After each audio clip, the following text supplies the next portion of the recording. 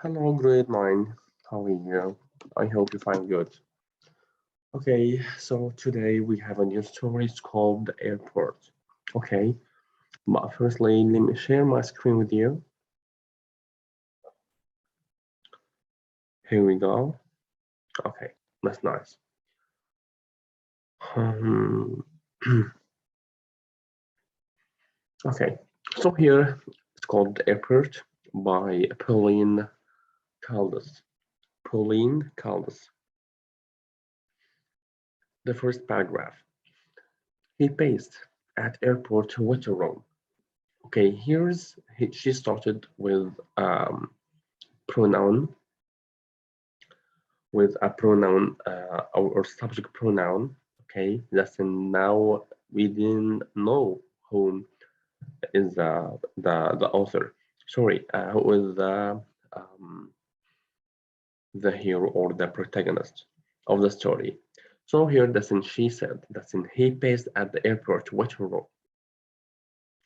His steps marking a path. His steps marking a path in the carpet between the row of seats. You have to focus on this point. His steps marking a path. Okay, do you know when you try to walk a lot in a short place? So here that's in your foot make a mark on a carpet because or on a sand. Okay, do you note this in finger not finger in the footprint okay, when once you try to walk a lot in a shorter place, okay, that's in your feet make marking. Okay, so here that's in the carpet between the rows of the seats. At first those sitting down looked up and this man who couldn't hold his feet who couldn't hold his feet still like the rest of them.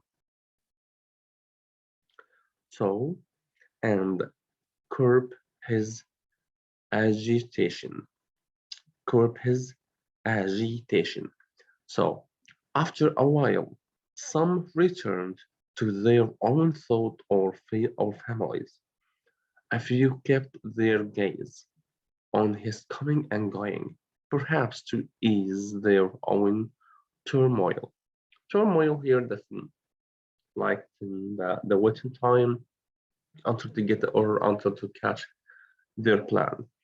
So here their plane. So here is continued as an even after he left.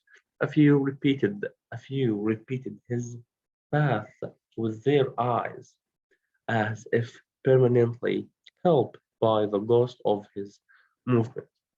Okay, she said now that in this part, that after he sat down, some of the people their eyes as permanently okay still in the places that he walked on, so it doesn't help the ghost of his movement. Samir was about 5 feet 7 with black hair cut short because otherwise it would frizz and wave. His nose was rather large, but his eyes compensated their brown glimmer and long laughs, giving his face an unexpected beauty.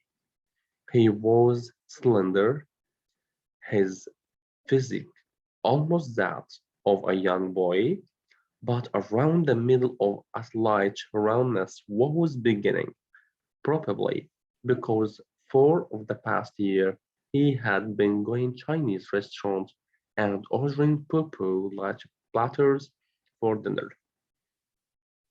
Of course, here is he tried to give some traits or some characteristics about the protagonist of the story. His name is Samir. So now this in he is in back to or refers to Samir, and now she or the author tried to describe the the protagonist. Okay, so after that, that's in once his co-workers had talked him into going out after work. He was frightened at the prospect of having to understand the menu and perhaps not having enough money. Perhaps not having enough money. When they ordered something to be shared, he was relieved. The assortment of fried foods soothed him. The assortment of fried food soothed him. Although some of the tastes were unfamiliar, he had grown up with the smell of food frying. So now he soundly looks like, or he soundly liked the smell of the frying food. So okay, that's in many of the people. Okay, didn't like this. Okay, so let's try. Okay, can you give them to Samir? Okay, so here let's try to continue. Although some of the tastes uh, were unfamiliar, he had grown up with the smell of food frying. His mother fried fish, potatoes, cauliflower. Okay, so now he could eat with a certain security. Okay, he asked a couple of times that this was cold, his tongue moving silently in his mouth to repeat the words poo-poo platter, poo-poo platter. After that, occasionally, he would go to the restaurant alone and order the same thing. Go to the restaurant and order the same thing. He didn't catch the odd twist of waiter's face and he ate confidently.